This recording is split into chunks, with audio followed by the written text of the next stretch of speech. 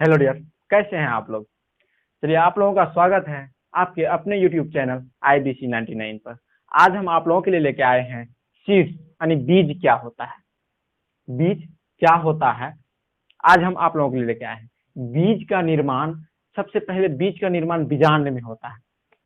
बीजांड क्या होता है, हम आप लोगों को बताए थे। फूल का यानी जो फर्टिलाइजेशन हो जहाँ पे होता है, पुमंग में कुछ में बीजांड होता है। और उसके बाद इसका सुरक्षा कौन करता है। फल, मुख्य रूप से फूल का बीजांड का यानी बीज का सुरक्षा, फूल जो है, फल जो है बीज का सुरक्षा करता है। और कार्य, बीज का काम होता है नए प्रजाति का लाना, यानी कि एक बीज से हम दूसरे नए प्रजाति को ला सकते हैं। मान के चलिए मकई का बीज को हम लगाते हैं, एक मकई का लगाते हैं, दूसरा प्रजाति मुझे नया नया प्रजाति मिलता है। इसलिए बीज का काम ही होता है नए प्रजाति को लेके आना। बीज दो भाग का होता है, पहला होता है टेस्टा, दूसरा होता है टेगमा। टेस्टा किसे कहते हैं, मान लीजिए चना, चना का छिलका वाला भाग, चना को देखें, छिलका वाला भाग को हम लोग टेस्टा कहते हैं, यानी ऊपरी भाग को टेस्टा कहते हैं, बाहरी भाग। और टिग्मा, आंतरिक भाग, जो अंदर वाली भाग है, छिलका के अंदर में जो रहता है बीज का, उसे हम लोग टिग्मा कहते हैं। मैक्रोफिलिया बीज में क्या है, मैक्रोफिलिया क्या है, देखिए मैक्रोफिलिया देखे होंगे, कोई भी बीज इस तरह का रहता है, या इधर किधर भी एक छेद होता है कहीं पे भी, वो छेद को हम लोग मैक्रोफिलिया कहते हैं, मैक्रोफाइल कहते हैं।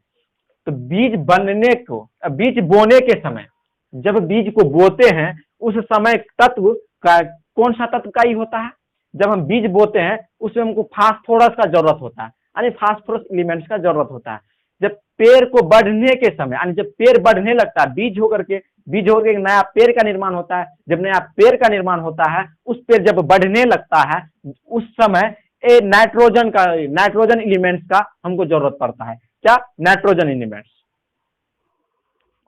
चलिए, आप लोगों को हम बता दिए सीड्स क्या होता है, सीड्स कैसे होता है। अब बताते हैं जर्मिनेशन यानी अंकुर। अंकुर क्या है, अंकुर कैसे होता है। अंकुर आप लोग देखे होंगे, खास करके ज्यादातर चना में, चना में अंकुर ज्यादातर देखते हैं, क्योंकि हम लोग चना बहुत ज्यादा यूज करते हैं। चना में अंकुर जो देखे होंगे, चना को फुलाने के 1 या 2 दिन बाद जो व्हाइट कलर का छोटा छोटा सा पौधा निकलता है, उसे हम लोग अंकुर कहते हैं। यानी कि जो सक्रिय पौधा हो, जो एक्टिविटी हो जाए, उसे हम लोग अंकुरन अंकुरन कहते हैं। क्या कहते हैं, अंकुरन कहते हैं। अब अंकुर को करने के लिए अंकुर को जरूरत क्या क्या है और जरूरत क्या नहीं है, हम वो जानते हैं। अंकुर को जरूरत क्या है, जल, यानी कि अंकुर निकालने के लिए सबसे पहले जल का जरूरत है। चना लाएंगे, चना को फूलने देंगे, पानी में देंगे ना। चना खरीद के दुकान से लाए, उसको पानी में फूलने के लिए दिए, यानी पानी में फूल जाएगा। सबसे पहला जल का हो गया, नमी। अब चना फूल गया, तो चना फूलने के साथ तो अंकुर निकलेगा नहीं। अब अंकुर आएगा कैसे, उसको नमी चाहिए, कुछ ना कुछ नमी चाहिए। तो हम लोग सूती कपड़ा या कोई कपड़ा भिंगा करके उस चना को कपड़े के अंदर रख के लपेट के कहीं रख देते हैं, नमी की जरूरत हो गया। वायु, अब कुछ ना कुछ चना में कपड़े में रखने के बाद हवा भी चाहिए। अब ऐसा थोड़ी है आप चना को फुला के डब्बा में करके रख दीजिएगा तो अंकुर आ जाएगा, नहीं आएगा। क्या, नहीं आएगा। अब उसको कुछ ना कुछ वायु भी चाहिए, हवा चाहिए, तापमान, नियमित तापमान भी चाहिए। अब ऐसा नहीं है कि आप फ्रिज में रख दीजिए चना को तो अंकुर निकल जाएगा, नहीं, उसको नियमित तापमान चाहिए। या धूप में रख दीजिए हाई वोल्टेज के पावर में, तो उसमें भी चना का नहीं निकलेगा अंकुर। यानी कुछ न कुछ तापमान, नियमित तापमान चाहिए। अब चलते हैं जरूरत क्या क्या जिसका नहीं है अंकुर को करने के लिए। मृदा या मिट्टी, आपका सवाल मन में आया होगा, सर मृदा या मिट्टी का निर्माण जब जरूरत नहीं है अंकुर में, तो हम लोग पेड़ मकई में बीज का जैसे बीज बोते हैं उसमें भी तो अंकुर आता है। जी हाँ, मृदा और या मिट्टी का कार्य जो होता है पौधों को निकालना, अंकुर का नहीं, पौधा निकालना।